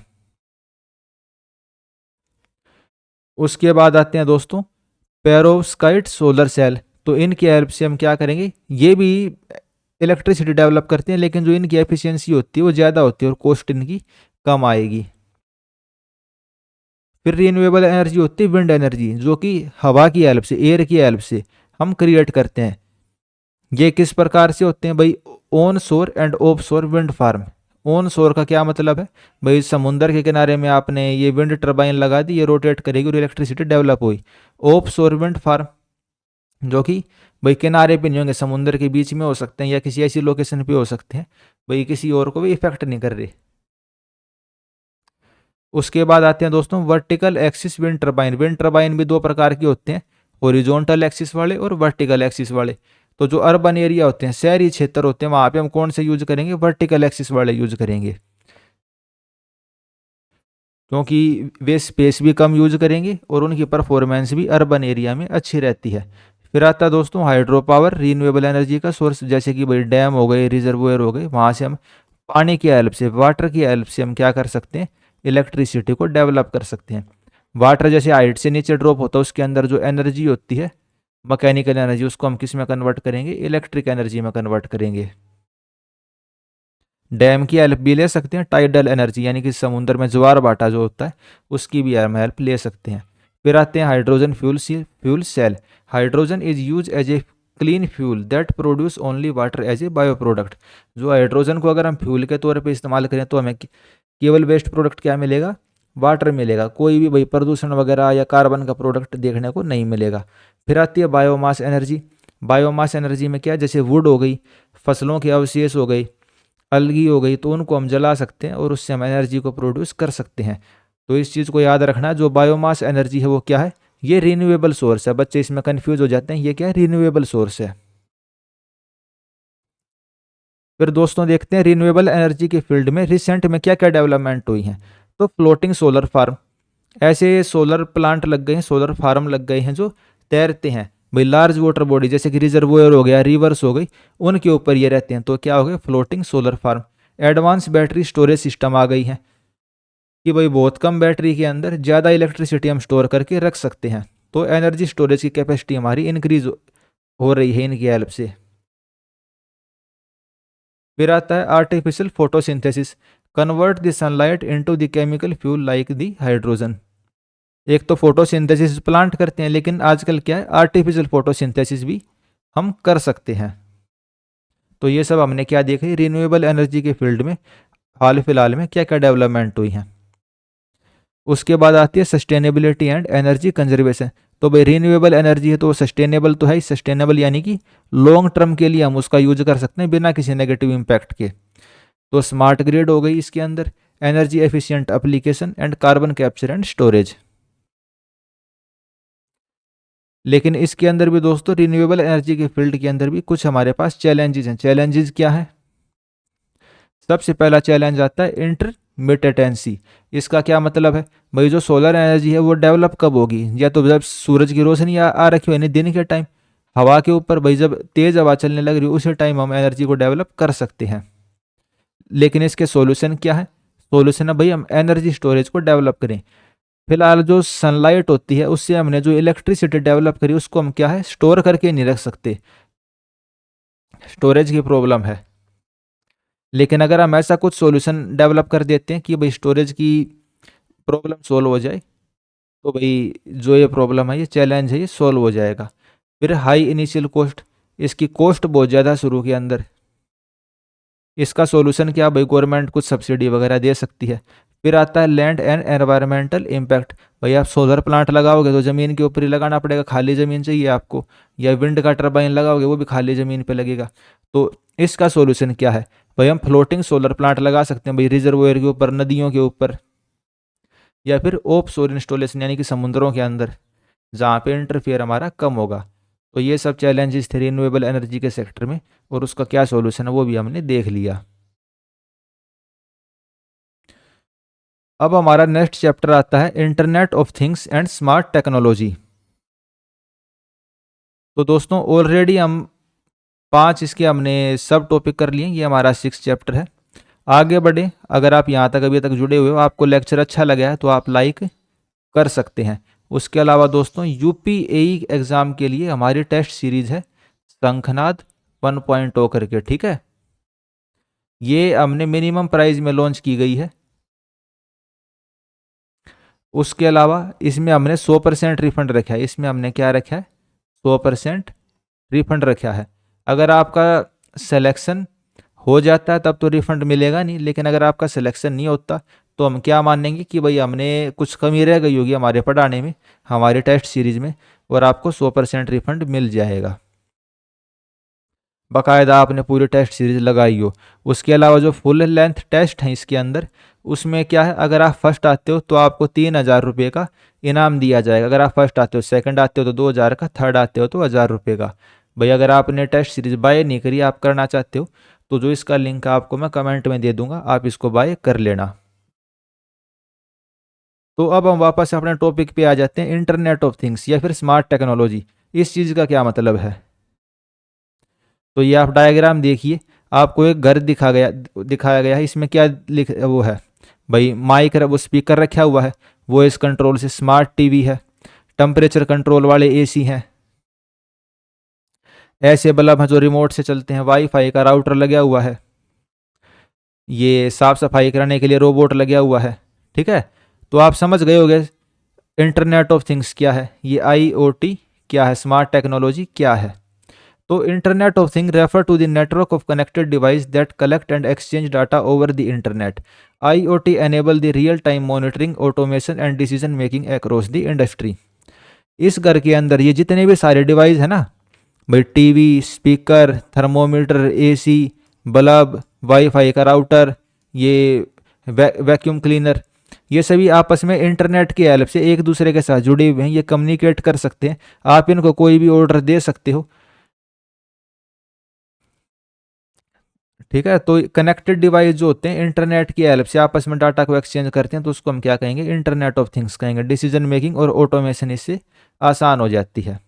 इसमें कंपोनेंट क्या क्या है भाई, सेंसर आएंगे जो कि डाटा को कलेक्ट करेंगे। सेंसर भाई टेम्परेचर का सेंसर हो सकता है, आपका जो रूम है उसमें थर्मोमीटर लगा हुआ है, भाई उसमें क्या 30 डिग्री से ऊपर जैसे टेम्परेचर जाएगा आपका एसी चालू हो जाएगा। कुछ इस टाइप का सेंसर हो सकता है। रेन का सेंसर हो सकता है, भाई बारिश आती है जैसे आपकी गाड़ियों का जो वाइपर होता है वो अपने आप ऑटोमेटिकली चालू हो जाता है। तो इस टाइप की चीज़ें, कनेक्टिविटी चाहिए आपको, वाईफाई चाहिए, इंटरनेट कनेक्शन, क्लाउड कंप्यूटिंग चाहिए आपको, यानी स्टोरेज की फैसिलिटी, AI एंड एनालिटिक्स। तो भाई जो डाटा आपने कलेक्ट किया है उससे, इंफॉर्मेशन से जो आउटपुट है, डिसीजन मेकिंग कौन करेगा, AI करेगा, आर्टिफिशियल इंटेलिजेंस करेगा। तो ये सब IoT के कंपोनेंट हैं। इसकी एप्लीकेशन क्या क्या है, तो अभी जो मैंने आपको दिखाया वो तो भाई घर का एग्जाम्पल था, लेकिन अगर हम इसको बड़े लेवल पे इंप्लीमेंट करें तो स्मार्ट सिटी, बड़े बड़े शहरों में ट्रैफिक का सिस्टम, स्मार्ट ग्रिड, इलेक्ट्रिसिटी के डिस्ट्रीब्यूशन और कंजम्पशन के पैटर्न को देखने के लिए, एयर क्वालिटी मॉनिटरिंग, ताकि हम पोल्यूशन को कम कर सकें। तो बड़े बड़े शहरों में इसका हम इस तरीके से इम्प्लीमेंटेशन कर सकते हैं। हेल्थ केयर के सेक्टर में क्या इसकी इम्प्लीमेंटेशन है, जो वियरेबल डिवाइस हैं जैसे स्मार्ट वॉचेज हो गई, हार्ट को मॉनिटर करने के लिए भाई आप कुछ डिवाइस पहन सकते हो, ऑक्सीजन लेवल आपकी मॉनिटर होती रहेगी। Remote patient monitoring reduce the hospital visit, अगर कोई पेशेंट है भाई उस IoT से अगर वो जुड़ चुका है तो हॉस्पिटल की विजिट उसकी कम हो जाएंगी। जो डॉक्टर्स हैं वो अपने मतलब हॉस्पिटल में बैठ के ही इंटरनेट की हेल्प से उसकी सारी चीज़ों को मॉनिटर कर सकते हैं। अगर कुछ चीज़ की उनको रिक्वायरमेंट लगती है तो भाई वो पेशेंट को बता सकते हैं। AI की हेल्प से हम पेशेंट को टेस्टिंग कर सकते हैं। इंडस्ट्रियल IoT, इंडस्ट्री में कैसे इसको हम इस्तेमाल कर सकते हैं, तो सप्लाई चेन की ट्रैकिंग के अंदर हम इसका इस्तेमाल कर सकते हैं। Predictive maintenance, prevent the machinery failure, जो मशीन है उसके भाई बिहेवियर को हम पहले ही देख लेंगे, भाई इस मशीन में ये गड़बड़ आ सकती है और पहले ही उसकी हम मेंटेनेंस कर देंगे। फिर आते हैं स्मार्ट होम, तो स्मार्ट होम का एग्जांपल हमने शुरू में देख लिया, वॉइस कंट्रोल असिस्टेंट जैसे एलेक्सा हो गई, गूगल होम हो गई। तो आप एलेक्सा को कहते हो भाई एलेक्सा AC चला दे, एलेक्सा स्पीकर चला दे, ये गाना चला दे, ये कर दे, वो कर दे। तो वो सारी चीज़ किस में आती है, इंटरनेट ऑफ थिंग्स के अंदर आती हैं ये। फिर दोस्तों आपके पास आता है recent development in the IoT, internet of thing के अंदर रिसेंट डेवलपमेंट क्या है। तो सबसे पहले आ जाता है 5G पावर्ड IoT। 5G के डेवलपमेंट के बाद जो इंटरनेट के ऊपर डाटा के ट्रांसफर है, डिसीजन मेकिंग है, वो काफ़ी फास्ट हो गई है। जो लेटेंसी है, लेटेंसी क्या होती है भाई, आपने कुछ इनपुट दिया और आउटपुट जो आपको मिल रहा है उसके बीच में कुछ डिफरेंस होता है टाइम का, उसको हम क्या बोलते हैं, लेटेंसी। या फिर कह सकते हैं भाई जैसे आप गेम खेलते होंगे PUBG वगैरह, ठीक है, उसमें भाई आपने गोलियां चला दी और आपने जो इनपुट दिया आउटपुट जो आ रहा है उसके बीच में डिफरेंस कितना है, उसको हम लेटेंसी कहेंगे, टाइम लैग जो होता है। एज कंप्यूटिंग, एज कंप्यूटिंग क्या होती है भाई, जो डाटा होता है वो सोर्स के पास ही प्रोसेस होता है भाई, ये नहीं है कि पहले वो क्लाउड के अंदर जाएगा, क्लाउड में प्रोसेस होगा और तब आउटपुट मिलेगा। वो वहीं की वहीं पे प्रोसेसिंग होके वहीं की वहीं पे उसको आउटपुट देने लग रहा है, तो टाइम हमें कम लगेगा। ब्लॉकचेन आ गई है आज के दिन फॉर सिक्योरिटी। ब्लॉकचेन की हेल्प से सिक्योरिटी हम एनहेंस कर सकते हैं। लेकिन ऐसा नहीं है दोस्तों, अभी भी सब कुछ ठीक है, लेकिन इसके अंदर कुछ चैलेंजेस भी हैं, एथिकल कंसर्न भी हैं। वे क्या क्या है? तो सबसे पहले आ जाता है साइबर सिक्योरिटी के रिस्क। जो हैकर्स होते हैं इंटरनेट ऑफ थिंग्स को इजीली हैक कर सकते हैं। भैया आपके घर में आपने 50 चीज़ें लगवाई हैं, कैमरा है, एसी है, हैकर एक एक चीज़ को हैक कर सकता है। तो थोड़े से भाई साइबर सिक्योरिटी के भी रिस्क हैं और डाटा प्राइवेसी के भी कंसर्न है। उसके बाद दोस्तों हमारा नेक्स्ट चैप्टर आता है, chapter number 7, robotics and automation. Robotics तो आपको पता ही है भाई, रोबोट हो गए। ऑटोमेशन यानी कि सारी चीज़ें अपने आप खुद से करना, ठीक है, वो हो गई ऑटोमेशन। तो रोबोट ऐसे नहीं है कि भाई सिंपल आपको इंसानों के जैसे दिखेंगे। जो ऐसी फिगर होगी भाई ये इंसान जैसा दिखता होगा, केवल ये रोबोट नहीं है। जो आपको ये मशीन ने काम करती हुई दिख रही है भाई, सिंपल एक हाथ हाथ जैसी फिगर है, ये एक सिंपल हाथ जैसी कुछ मशीन है, तो इनको भी हम रोबोट्स कहते हैं। तो robotics and automation are interdisciplinary field that integrate the mechanical engineering, electronics, computer science and artificial intelligence to create intelligence machine capable of performing task with the minimal human intervention. तो जैसा कि भाई मैंने आपको automation का मतलब समझाया था, ठीक है, सब कुछ काम ऑटोमेटिक होगा, ह्यूमन के इंटरफेयर की कोई ज़रूरत नहीं है, ह्यूमन का इंटरफेयर इसमें नहीं होता, सारा काम अपने आप होएगा। तो मैकेनिकल इंजीनियरिंग, कंप्यूटर साइंस और एआई को अगर हम आपस में जोड़ दें तो क्या बनेगी? Robotics and automation. Robotics focus on the designing, building and programming robots for various application. Robotics किस चीज़ के ऊपर फोकस करेगा कि भाई हमें रोबोट को डिज़ाइन करना, और ऑटोमेशन किस चीज़ के ऊपर फोकस करेगा? टेक्नोलॉजी की हेल्प से, बिना इंसानों की मदद से वो सारे काम को अच्छे से एफिशिएंसी के साथ और एक्यूरेसी के साथ कर सके। तो रोबोटिक्स एंड ऑटोमेशन इन दोनों का एक साथ कम्बिनेशन देखने को मिलता है आपको इंडस्ट्रीज के अंदर। फिर आते हैं कंपोनेंट ऑफ ए रोबोट। एक रोबोट के अंदर क्या क्या कंपोनेंट होते हैं? तो रोबोट के अंदर सेंसर लगे होंगे जिससे वो इन्फॉर्मेशन को कलेक्ट करेगा। जैसे इंसान के अंदर क्या सेंसर होते हैं? ह्यूमन बींग, इंसान के अंदर आंखें होती हैं, कान होते हैं, जीभ होती है, नाक होता है, जिससे अपने एनवायरनमेंट की इन्फॉर्मेशन को गैदर कर सकता है। उसी तरीके से रोबोट में भी ये सेंसर लगे रहेंगे अलग अलग टाइप के। भाई कैमरा हो सकते हैं, लिडार हो सकती है, भाई रेडियो वेव और प्रेशर सेंसर हो सकते हैं उसके अंदर। एक्चुएटर होते हैं। एक्चुएटर क्या होते हैं? जो इलेक्ट्रिकल सिग्नल होते हैं वो फिजिकल मूवमेंट में उनको कन्वर्ट करता है। एक रोबोट के अंदर प्रोसेसर लगा होगा। प्रोसेसर भाई आर्टिफिशियल इंटेलिजेंस या मशीन लर्निंग के एल्गोरिथम के ऊपर भी बेस हो सकता है। वो सारे डाटा को एनालाइज करेगा और उसके बाद डिसीजन खुद से ही लेगा। पावर सप्लाई हो सकती है रोबोट के अंदर, भाई बिना पावर के कैसे काम करेगा? बैटरी, सोलर सेल या फ्यूल सेल। और कंट्रोल सिस्टम होगा। कंट्रोल सिस्टम ये डिफाइन करेगा कि भाई अपने एनवायरनमेंट के साथ रोबोट कैसे इंटरेक्शन करता है। रोबोट कितने प्रकार के हो सकते हैं? इंडस्ट्रियल रोबोट हो सकते हैं, भाई जो मैन्युफैक्चरिंग के अंदर, असेंबली के अंदर और पैकेजिंग में यूज होते हैं। जैसे भाई जो हमने डायग्राम देखा था, ये कैसा रोबोट है? इंडस्ट्रियल रोबोट है ये। भाई जैसे ये फ्रेम वगैरह बनाने लग रहा है, ये यहाँ पे किसी और फ्रेम को बना रहा है, तो एक काम इसके अंदर फीड कर देते हैं, उसी काम को ये करता रहेगा असेंबली लाइन में, या भाई मैन्युफैक्चरिंग में ये काम कर सकता है। भाई कार की असेंबली लाइन में जैसे रोबोटिक्स आर्म होते हैं, जो मैंने आपको डायग्राम शुरू में दिखाया था। फिर आते हैं ह्यूमनोइड रोबोट। ये क्या कैसे होते हैं? भाई ये इंसानों जैसे दिखते हैं। ह्यूमनोइड रोबोट कैसे होते हैं? ये बिल्कुल इंसानों जैसे दिखेंगे, इंसानों जैसे हाथ होंगे, इंसानों जैसे इनका चेहरा होगा। इंसान के बिहेवियर और अपीयरेंस को ही मिमिक करते हैं, नकल करते हैं। एग्जाम्पल क्या है इसके? जैसे होंडा का रोबोट है असीमो, या हंसोन रोबोटिक्स ने क्या बनाई है? सोफिया बनाई है। तो ये इन रोबोट्स के एग्जाम्पल हैं। मेडिकल रोबोट होते हैं जो भी सर्जरी के अंदर और टेस्टिंग वगैरह के अंदर हेल्प करते हैं। ऑटोनोमस व्हीकल्स होते हैं, तो जो खुद चलने वाली गाड़ियाँ होती हैं वे क्या होती हैं? वो भी एक टाइप से रोबोट ही है। तो जो सेल्फ ड्राइविंग कार होती हैं, ड्रोन्स होते हैं, वे क्या है? ऑटोनोमस व्हीकल, वे भी एक टाइप के रोबोट होते हैं। फिर आते हैं सर्विस एंड डोमेस्टिक रोबोट। ये क्या रोबोट होते हैं? जो घर के काम करते हैं, भाई साफ सफाई कर दें, सिक्योरिटी कर दें, कस्टमर सर्विस के अंदर हेल्प करते हैं, तो ये क्या होते हैं? Service and domestic robots. फिर नेक्स्ट टॉपिक आता है हमारे पास industrial automation and smart factory. तो ऑटोमेशन का क्या मतलब है? भाई सारे काम वो खुद से कर रहा है।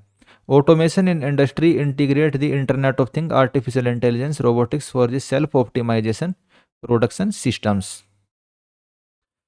फिर हाल फिलहाल में क्या क्या डेवलपमेंट हुई है रोबोटिक्स के फील्ड में? तो soft robotics use the flexible material instead of rigid structure for delicate task. जैसे पहले जो रोबोट बनते थे भाई बिल्कुल आयरन के, लोहे के, एल्यूमिनियम के वैसे बनते थे, लेकिन आजकल जो रोबोट हैं भाई सिलिकॉन बेस होते हैं, दिखने में इंसान जैसे हैं भाई, सॉफ्ट होते हैं, फ्लेक्सिबल मटेरियल का उनके अंदर यूज किया जाता है। स्वॉर्म रोबोटिक्स तो small robot work collective for the large scale operation. तो बहुत छोटे छोटे साइज के हम रोबोट का आजकल निर्माण कर रहे हैं जो कि लार्ज स्केल ऑपरेशन को आपस में कोऑर्डिनेशन के साथ कर सकते हैं। AI powered robot artificial intelligence की हेल्प से वे रोबोट खुद से लर्न करते हैं और धीरे धीरे उनकी परफॉर्मेंस इंक्रीज होती जाती है। इसमें एथिकल कंसर्न क्या है? तो एथिकल कंसर्न वही सब रहेंगे जो अभी तक हमने पढ़े हैं भाई। जॉब रिप्लेसमेंट, सारे काम रोबोट करेंगे तो इंसान क्या करेगा? एआई बायस, भाई जो रोबोट होता है उसके अंदर वो भेदभाव कर सकता है, ठीक है, जैसे ह्यूमन भेदभाव करता है कास्ट के बेस पे, कलर के बेस पे, जेंडर के बेस पे, ठीक है। तो उन सब तरीकों से जैसे इंसान भेदभाव करता है, बायस करता है, वैसे भी रोबोट कर सकता है, क्योंकि वो ट्रेनिंग जिससे ले रहा है उसके अंदर बायस होगी तो रोबोट में भी होगी। सिक्योरिटी रिस्क भाई किसी ने हैक कर लिया, ठीक है, और आपके रोबोट से आपके ऊपर ही हमला करवा दिया, तो इस तरीके की भी चीज़ इसके अंदर देखने को मिल सकती हैं। फिर दोस्तों नेक्स्ट चैप्टर हमारे पास आता है quantum computing and emerging technology. इसके अंदर हम देखेंगे भाई क्वांटम कंप्यूटिंग क्या होती है और जो फ्यूचर की टेक्नोलॉजी है वो किस तरीके से काम कर रही है।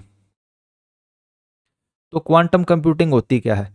तो quantum computing is an advance computational approach that leverage the principle of quantum mechanics to perform the complex calculation exponentially faster than the classical computer. जो हमारे फिलहाल के कंप्यूटर हैं, मतलब जितने भी फिलहाल के कंप्यूटर हैं जो आपने महंगे से महंगा देखा होगा, उनके कंपैरिजन में जो ये कॉम्प्लेक्स कैलकुलेशन है बहुत जल्दी और बहुत स्पीड से सॉल्व कर सकते हैं। ये किसके प्रिंसिपल के ऊपर बेस होते हैं? ये क्वांटम मैकेनिक्स के प्रिंसिपल के ऊपर बेस होते हैं। एडवांस कंप्यूटेशनल अप्रोच होती है, तो वो क्या कहलाती है? Quantum computing. तो बिल्कुल न्यू टेक्नोलॉजी है ये। नॉर्मल जो कंप्यूटिंग होती है और क्वांटम कंप्यूटिंग होती है उसके अंदर डिफरेंस क्या होता है? तो जो क्लासिकल कंप्यूटिंग होती है, जो भाई नॉर्मल हमारे घरों में कंप्यूटर है या फ़ोन है, वे किसके ऊपर काम करते हैं? बिट्स के ऊपर, जीरो या फिर वन। वे किस पे काम करते हैं? जीरो या फिर वन। लेकिन जो क्वांटम कंप्यूटर होते हैं वो किसके ऊपर काम करेंगे? वो करेंगे क्यूबिट के ऊपर, QUBIT। ये क्या होता है? इसमें जीरो भी रहेगा, वन रहेगा, या फिर इन दोनों के कम्बिनेशन से कोई और चीज़, जैसे कि इस डायग्राम में आप देख सकते हैं, ठीक है। नॉर्मल कंप्यूटर तो दो ही यूनिट ले सकता है, जीरो और वन, लेकिन इसमें क्या होता है? QUBIT। तो जीरो और वन के बेस पे ये कोई भी और यूनिट ले सकता है। प्रोसेसिंग स्पीड, क्लासिकल जो कंप्यूटर होते हैं वो लीनियर कंप्यूटेशन होती है उनके अंदर, लेकिन क्वांटम कंप्यूटर के अंदर पैरेलल कंप्यूटेशन होती है, एक साथ में ढेर सारे प्रोसेस को कर सकते हैं। एग्जाम्पल क्या है क्लासिकल के? भाई ट्रेडिशनल प्रोसेसर जैसे इंटेल और AMD। क्वांटम कंप्यूटिंग में क्वांटम प्रोसेसर आ जाते हैं। इसके प्रिंसिपल क्या है? Quantum mechanics in computing. तो सबसे पहला प्रिंसिपल आता है सुपर पोजिशन। एक क्यूबिट होता है, एक qubit can exist in multiple state simultaneously. जो पहले वाला था वो लीनियर मॉडल था, वो जीरो या वन में से कुछ एक वैल्यू ले सकता है, लेकिन ये क्या है? ये जीरो और वन दोनों वैल्यू को एक ही बारी में ले सकता है, ठीक है। Can exist in multiple state, ये सुपर पोजिशन, यानी एक बारी में यहाँ भी हो सकता है, ये यहाँ भी हो सकता है। थोड़ी हाई लेवल की चीज़ है, बस हम बेसिक इंट्रोडक्शन देखेंगे इसका। Enable the quantum computer to process vast amount of data in parallel, बहुत सारे डाटा को पैरेलली ये प्रोसेस कर सकता है। फिर आता है एंटेंगलमेंट। एंटेंगलमेंट का कंसेप्ट क्या होता है? Two qubits become interconnected changing the state of one affect the other instantaneously regardless of the distance. इस चीज का क्या मतलब होता है एंटेंगलमेंट का? तो जो दो क्यूबिट्स होते हैं, एक भाई यहाँ पे है, दूसरा यहाँ पे है, इनके बीच का डिस्टेंस कितना ही दूर हो, भाई ये धरती पे ये मंगल ग्रह पे है, लेकिन अगर इसके अंदर स्टेट में कुछ यहाँ पे चेंज आता है तो इसकी स्टेट भी यहाँ पे चेंज हो जाएगी, इसकी स्टेट भी इफेक्ट होगी रिगार्डलेस ऑफ द डिस्टेंस, और तुरंत होगी। ये नहीं है कि कुछ सिग्नल यहाँ से यहाँ जाएगा। जो लेटेंसी होती है वो जीरो होती है, जो लेटेंसी होगी वो कितनी होगी, वो जीरो होगी। तो ये होती है quantum entanglement. Improve the data transmission securely and processing the speed, processing की स्पीड बढ़ जाती है और डाटा ट्रांसमिशन की स्पीड जो है वो काफ़ी ज़्यादा हो जाती है। सपोज करो ये अर्थ है और ये मंगल ग्रह है। यहाँ पे जो ये क्यूबिट है इसके अंदर कुछ यहाँ पे ऐसे चेंज आता है, तो इसमें भी यहाँ पे ये चेंज तुरंत हो जाएगा 0 सेकंड के अंदर। तो इसी कंसेप्ट को हम क्या कहते हैं, एंटाइगलमेंट का कंसेप्ट। भाई दो क्यूबिट होते हैं, इंटरकनेक्टेड हो जाते हैं। क्वांटम टनलिंग, तो जो पार्टिकल होते हैं एनर्जी बैरियर को पास कर सकते हैं फास्टर कैलकुलेशन में, जिससे हमें हेल्प मिलती है। फिर दोस्तों क्वांटम कंप्यूटिंग की एप्लीकेशंस क्या हैं, तो एप्लीकेशन आती है क्रिप्टो करेंसी के अंदर एंड साइबर सिक्योरिटी के अंदर। ड्रग डिस्कवरी, भाई जो नई नई मेडिसिन की खोज होती है, प्रॉब्लम्स को सोल्व करने में artificial intelligence and machine learning को एक अलग ही लेवल पे ले जाने के लिए। इसके अंदर चैलेंजेस क्या क्या है, चैलेंजेस हैं इसके अंदर डी कोहेरेंस। जो क्यूबिट्स होते हैं वो एनवायरमेंटल डिस्टर्बेंस के प्रति हाईली सेंसिटिव होते हैं, इसकी कॉस्ट ज़्यादा होती है और कमर्शियल अवेलेबिलिटी इसकी बहुत कम है। भाई नॉर्मल जो हम कंप्यूटर यूज करते हैं वो सिंपल होते हैं, इंटेल के या AMD के प्रोसेसर के ऊपर। क्वांटम प्रोसेसर के ऊपर आपने कोई भी कंप्यूटर अभी तक नहीं देखा होगा, ठीक है। तो इनकी अवेलेबिलिटी नहीं है बिल्कुल भी, कॉस्ट इसकी बहुत ज़्यादा होती है और एनवायरमेंटल डिस्टर्बेंस के प्रति ये ज़्यादा सेंसिटिव होते हैं।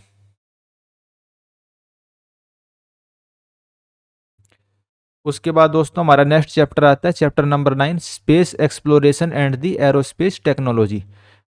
भाई जो स्पेस का फील्ड है, भाई अपने अर्थ से बाहर जो भी चीज़ें हैं वो स्पेस हो जाता है। उन टेक्नोलॉजी के अंदर क्या क्या चीज़ें होने लग रही हैं, तो स्पेस एक्सप्लोरेशन क्या होता है, space exploration is the study and discovery of celestial body through the manned and unmanned mission utilising the advance engineering artificial intelligence and physics. जो सेलेस्टियल बॉडी होती है यानी कि जो ग्रह वगैरह होते हैं, अर्थ के बाहर जितने भी ग्रह हैं उनकी स्टडी करना, डिस्कवरी करना।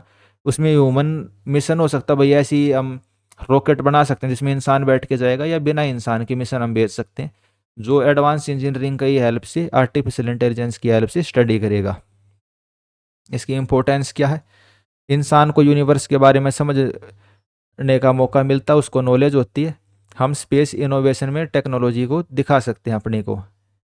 इंटरप्लेनेटरी एक्सप्लोरेशन कर सकते हैं, भाई वन प्लेनेट से हम दूसरे प्लेनेट में जा सकते हैं, उसको कोलोनाइज कर सकते हैं। तो की माइलस्टोन देख लेते हैं स्पेस एक्सप्लोरेशन के अंदर। तो 1957 में पहला आर्टिफिशियल सैटेलाइट किसने छोड़ा था, USSR में। 1969 में अपोलो 11 मिशन था, पहली बार इंसान चांद के ऊपर गया था 1969 में। ठीक है, ये डेट भी आपको याद रखनी है। नील आर्मस्ट्रॉन्ग और बोर वगैरह करके ये वैज्ञानिक थे, तो USA का ये मिशन था अपोलो 11। अपोलो 11 ये मिशन था, ये बहुत इंपॉर्टेंट है, ये आपको याद रखना है। 1998 में इंटरनेशनल स्पेस स्टेशन को लॉन्च किया गया और 2021 में नासा का प्रिजर्वेंस जो रोवर है वो मंगल ग्रह के ऊपर उतरा था। रिसेंट डेवलपमेंट क्या स्पेस टेक्नोलॉजी के अंदर, तो रीयूजेबल रॉकेट। ऐसे रॉकेट अब हम बनाने शुरू कर दिए हैं जिसको हम बार बार यूज कर सकते हैं, जैसे कि SpaceX का फाल्कन 9 एंड स्टारशिप। किसके हैं ये, एलन मस्क ने बनाए हैं ये दोनों rocket, Falcon 9 and Starships. Space telescope, ऐसे ऐसे हम इतने पावरफुल टेलीस्कोप अब बनाने लग गए हैं जो स्पेस को बिल्कुल डीप में हम उनकी स्टडी कर सकते हैं। स्पेस टूरिज्म बढ़ने लग रहा है, जैसे कि ब्लू ओरिजिन और SpaceX जो कंपनियां हैं वो कमर्शियल ट्रैवल करवाने लग रही हैं। जो अमीर लोग हैं वो पैसा देके इन कंपनियों को स्पेस के टूर कर सकते हैं। Artificial intelligence in the space exploration, तो आर्टिफिशियल इंटेलिजेंस रोबोट हम भेजने लग रहे हैं दूसरे ग्रह पर, जैसे नासा का प्रिजर्वेंस रोवर है जो मंगल ग्रह की स्टडी करेगा, उसमें आर्टिफिशियल इंटेलिजेंस लगाया गया है, तो ह्यूमन की लाइफ में भी रिस्क नहीं है और वो रोबोट वहाँ अच्छे से स्टडी कर सकता है। फिर आते हैं future of the space exploration, इसका फ्यूचर क्या है, तो दूसरे ग्रह को हम कोलोनाइज कर सकते हैं, यानी उस पर हम पूरे तरीके से कब्जा कर सकते हैं, जैसे मार्स मंगल ग्रह को हम कोलोनाइज कर सकते हैं। कुछ स्पेस एजेंसी ने यह सोचा कि 2050 तक हम मार्स को कोलोनाइज कर लेंगे। एस्ट्रॉयड माइनिंग, जो एस्ट्रॉयड घूमते रहते हैं भाई एस्ट्रॉयड बेल्ट के अंदर या और भी स्पेस के अंदर, उनकी हेल्प से जो रेयर मिनरल्स होते हैं उनको हम माइन कर सकते हैं ताकि ह्यूमंस की हेल्प हो जाए, इंसानों के काम आए भी। उसके अलावा हम एनर्जी भी कलेक्ट कर सकते हैं, सोलर पावर वगैरह जो होती है।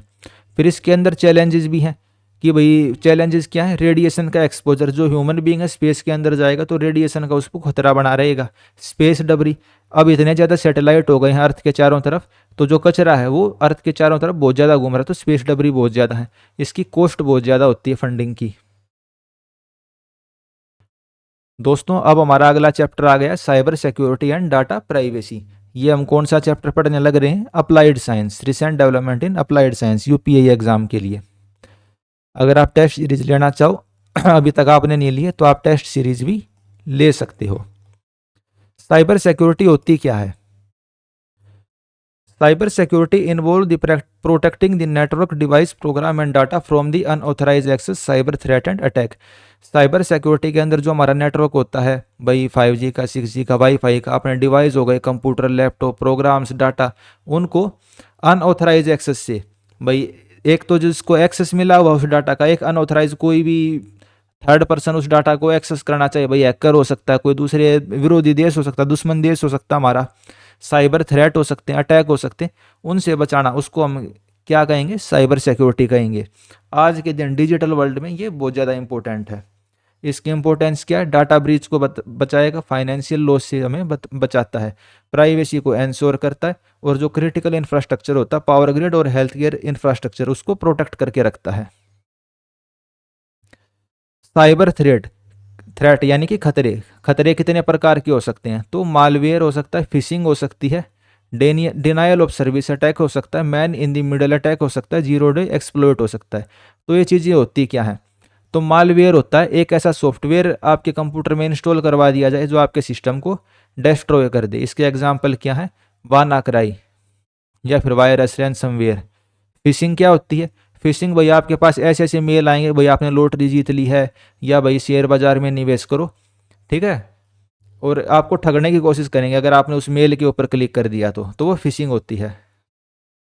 डिनायल ऑफ सर्विस अटैक क्या होता है, भाई आप किसी सिस्टम को काम के साथ इतना लोड दे दो कि वो सिस्टम ही अनअवेलेबल हो जाए, वो फेल हो जाए, तो उसको हम क्या कहेंगे, डिनायल ऑफ सर्विस अटैक। फिर आता है man in the middle attack. ये क्या होता है, interception of the communication to steal data. भाई आप दो दोस्त आपस में फ़ोन पे बात करने लग रहे थे, ठीक है, यहाँ पे किसी थर्ड पर्सन ने आपकी कॉल इंटरसेप्ट कर ली, तो उसको हम क्या कहेंगे, man in the middle attack. फिर आता है जीरो डे एक्सप्लोइट। ये क्या होता है, targeting the unknown security flows. भाई आप एक ऐसा सॉफ्टवेयर यूज करने लग रहे थे जो ठीक नहीं था, मतलब उसके अंदर सिक्योरिटी फीचर अच्छे नहीं थे, और उसको अगर कोई एक्सप्लोइट कर लेता तो उसको हम क्या कहेंगे, zero day exploit. Cyber security measures, भाई हम अपनी साइबर सिक्योरिटी को अच्छा कैसे कर सकते हैं, तो एनक्रिप्शन एंड डाटा प्रोटेक्शन। हम एनक्रिप्शन करेंगे, एनक्रिप्शन कैसे हो सकता है, end to end encryption and secure hashing algorithms. Network को आप सिक्योर कर सकते हो, कैसे सिक्योर कर सकते हो, फायरवॉल की हेल्प से और इंट्रूजन डिटेक्टिव सिस्टम्स की हेल्प से। फायरवॉल क्या होती है, भाई नेटवर्क के अंदर अनऑथराइज एक्सेस को ब्लॉक कर देगी, जो पर्सन उसको यूज करने के लिए ऑथराइज, जिनके पास आईडी, केवल उसी नेटवर्क को यूज कर सकते हैं। टू फैक्टर ऑथेंटिकेशन को चालू करवा के और बायोमेट्रिक ऑथेंटिकेशन को ऑन करके भी हम अपनी जो सिक्योरिटी है उसको स्ट्रोंग कर सकते हैं। उसके अलावा दोस्तों डाटा प्राइवेसी और सिक्योरिटी के लिए कुछ लॉ बने हुए हैं। वो लॉ कौन से हैं, इंडिया के हम देख लेते हैं। इंडिया के अंदर क्या है, आईटी एक्ट 2000, ठीक है, तो cyber security and online transaction को ये गवर्न करता है। फिर नेक्स्ट आता है best practices for the data privacy. आप किन किन प्रैक्टिस को यूज कर सकते हो डाटा प्राइवेसी को स्ट्रॉन्ग करने के लिए, तो आप स्ट्रॉन्ग पासवर्ड का यूज करिए, एनक्रिप्शन का इस्तेमाल कीजिए, जैसे भाई व्हाट्सएप में एंड टू एंड एनक्रिप्शन रहता है। लिमिटेड पर्सनल इन्फॉर्मेशन को शेयर कीजिए सोशल मीडिया पे, और रेगुलरली सॉफ्टवेयर को अपडेट करते रहिए। फ्यूचर की है साइबर सिक्योरिटी के, AI driven threat detection, artificial intelligence की हेल्प से हम जो खतरे हैं उनको पहचान सकते हैं। क्वांटम क्रिप्टोग्राफी, तो ऐसी एनक्रिप्शन का हम इस्तेमाल कर सकते हैं जो कोई भी हैकर हैक ना कर पाए। ब्लॉकचेन सिक्योरिटी, तो decentralisation authentication for safer transaction, जो ट्रांजेक्शन होते हैं फाइनेंशियल ट्रांजेक्शन, उसके लिए हम ब्लॉकचेन टेक्नोलॉजी का इस्तेमाल कर सकते हैं। तो जो साइबर सिक्योरिटी वाला टॉपिक है वो भी दोस्तों हमारा कंप्लीट हो गया। इसी के साथ जो हमारा कंप्लीट टॉपिक था अप्लाइड साइंस इन डेली लाइफ, वो recent development in applied science, ये हमारा कंप्लीट हो चुका है। अब इसकी हम एमसीक्यू देख लेते हैं फटाफट, ठीक है। What is the prime objective of the applied science? Applied science का प्राइम ऑब्जेक्टिव क्या है? तो क्या ऑब्जेक्टिव है? To apply scientific principles to solve the real world problem. Practical life के जो प्रॉब्लम्स को हम सोल्व करते हैं अप्लाइड साइंस की हेल्प से। Next question, which field do not belong to the applied science? Applied science से इनमें से कौन सा फील्ड बिलोंग नहीं करता?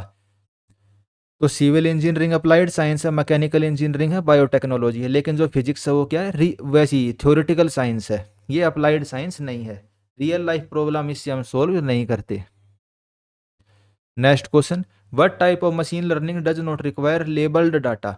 कौन सी मशीन लर्निंग को लेबल्ड डाटा की जरूरत नहीं पड़ती? तो अनसुपरवाइज लर्निंग। तो ये चीज़ हमने देखी थी जब हमने इसका मशीन लर्निंग और आर्टिफिशियल इंटेलिजेंस वाला चैप्टर पढ़ा था, तो वो आप वहाँ देख सकते हैं भाई अनसुपरवाइज लर्निंग क्या होती है। Which AI technique is use to made a sequential decision based on the reward? तो ये क्या होती है? Reinforcement learning. भाई जो मशीन है अगर वो सही डिसीजन लेगी तो आप उसको इनाम दोगे, गलत देगी तो आप उसको रिवॉर्ड नहीं करोगे, तो ये क्या होती है? Reinforcement learning.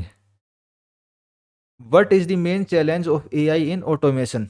तो ऑटोमेशन जो का हम इस्तेमाल कर सकते हैं आर्टिफिशियल इंटेलिजेंस की हेल्प से, इसके चैलेंजेस क्या हैं? तो ethical concern and job displacement. भाई जो आम आदमी है उनकी नौकरियां चली जाएंगी अगर हम आर्टिफिशियल इंटेलिजेंस का इस्तेमाल करेंगे तो। Next question, what is the function of sensor in the IoT? Internet of things के अंदर सेंसर्स का क्या काम होता है? तो सेंसर क्या करेगा? डाटा को कलेक्ट करेगा और ट्रांसमिट करेगा, भाई सेंड करेगा प्रोसेसर तक। Which communication protocol is commonly use in the IoT device? Internet of thing device के अंदर कौन सा प्रोटोकॉल यूज किया जाता है? तो उसमें यूज होता है message queuing telemetry transportation. IoT thing मैंने बता दिया था भाई, पूरा स्मार्ट जैसी चीज़ें होती हैं, स्मार्ट हाउस होते हैं, तो वहाँ ये यूज होता है। MQTT प्रोटोकॉल इसमें यूज होता है। Which of the following is not an application of internet of thing? तो internet of thing smart home में यूज होगा, इंडस्ट्रियल ऑटोमेशन में और स्मार्ट एग्रीकल्चर में, लेकिन बैंकिंग में इस्तेमाल नहीं होता। Which energy source is not classified as renewable? तो नेचुरल गैस क्या है?